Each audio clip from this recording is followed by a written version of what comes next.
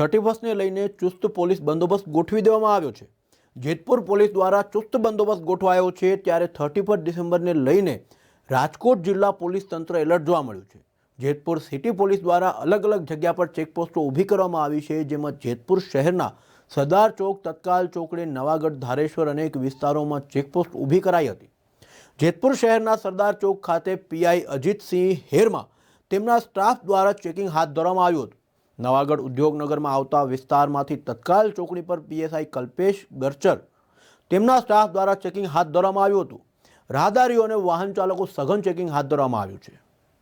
આજે 31મી ડિસેમ્બર છે અને નવા વર્ષની સાથે સાથે ઉજવણી પણ લોકો કરતા હોય છે, જેના અનુસંધાન આપણે જોઈએ છે કે બધા લોકો ફરવા જતા હોય છે।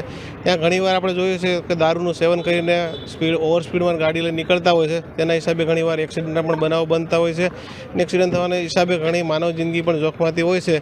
જેના હિસાબે આવો કોઈ બનાવ ન બને કે કોઈ વ્યક્તિને ઈજા કે હાનિ ન પહોંચે તથા કોઈ પીધેલા કોઈ ન નીકળે, તેના માટે જેતપુર સિટી પોલીસ દ્વારા દરેક પોઈન્ટ ઉપર ચેકિંગ પોઈન્ટ રાખેલા છે અને ચેક કરે કોઈ એવો કોઈ પીધેલો કોઈ મળી આવે તો તેના વિરુદ્ધ કાયદેસરની કાર્યવાહી કરવા નોંધ રાખેલી છે।